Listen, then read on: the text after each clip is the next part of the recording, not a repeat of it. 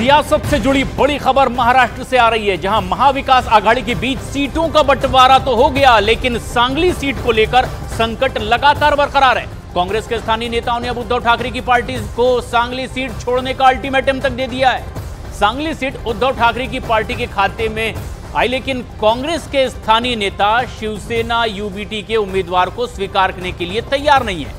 कांग्रेस विधायक विश्वजीत कदम ने तो बाकायदा चेतावनी दे दी कि अगर 1-2 दिन में इस सीट पर कोई फैसला नहीं लिया गया तो कार्यकर्ताओं से बात करके आखिरी फैसला लिया जा सकता है। सीट बंटवारे से पहले ही उद्धव ठाकरे ने अपनी पार्टी के उम्मीदवार के नाम का ऐलान कर दिया था और तभी से कांग्रेस पार्टी और उद्धव ठाकरे की पार्टी के बीच गतिरोध बना हुआ था।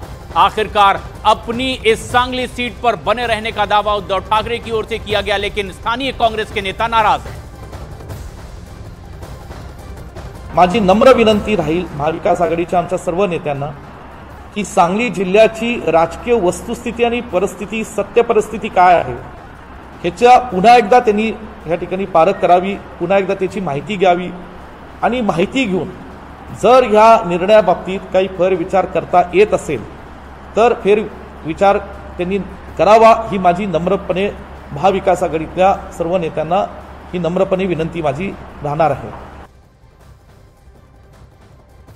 सांगली की सीट के बारे में कोई विवाद नहीं है।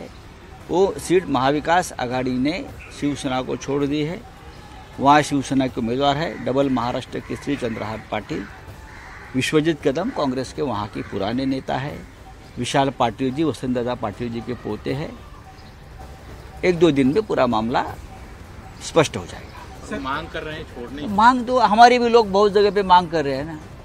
जैसे नॉर्थ मुंबई में हमारे लोग मांग कर रहे हैं कि शिवसेना को छोड़िए। भिवंडी की बात आती है तो कांग्रेस भी वो मांग करती है, लेकिन हमने वहाँ राष्ट्रवादी के उम्मीदवार बाला मामा को हमने उसको उम्मीदवारी दी है, पवार साहब ने। दरअसल महाराष्ट्र की सांगली सीट को लेकर फिलहाल क्या स्थिति है ये समझना बेहद जरूरी है, जिसे लेकर यह गतिरोध बना हुआ है।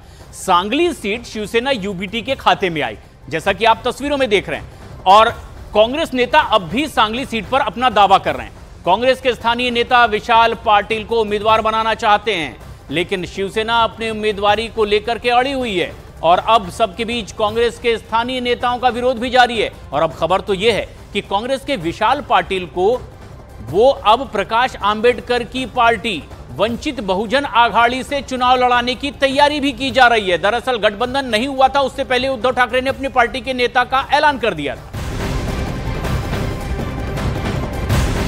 वहीं महाराष्ट्र कांग्रेस अध्यक्ष नाना पटोले की कार के एक्सीडेंट के मामले में भी अब सियासत गर्माती चली जा रही है। नाना पटोले ने अपनी कार के एक्सीडेंट के पीछे साजिश का आरोप लगाया है। महाराष्ट्र के भंडारा जिले के भीलवाड़ा इलाके में पटोले की कार का एक्सीडेंट हुआ था और इस हादसे में पटोले बाल बाल बचे, लेकिन अब वो इस पूरे मामले के पीछे साजिश का भी आरोप लगा रहे हैं।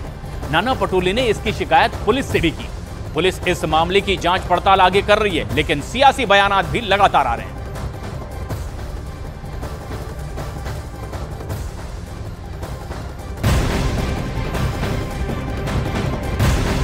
और महाराष्ट्र कांग्रेस अध्यक्ष नाना पटोले समेत पूरी कांग्रेस पार्टी को इस हादसे के पीछे साजिश की बू आ रही है। तो वहीं दूसरी तरफ बीजेपी का कहना है कि यह सिर्फ एक तरह का हादसा है और इस तरह का आरोप लगाना बेबुनियाद है। गाडीला एका ट्रकने मुद्दामून डॅश मारण्याचा प्रयत्न केला। वैचारिक अधपतन याला आम्ही म्हणावं का एन केन प्रकारे कुठे ना कुठे चर्चेत राहिलं पाहिजे असं म्हणावं। नाना पटोले का एक्सीडेंट हादसा या साजिश?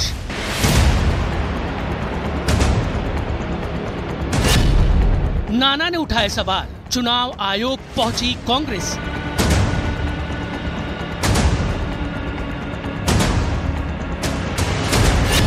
कांग्रेस नेताओं को सुरक्षा देने की उठी मांग।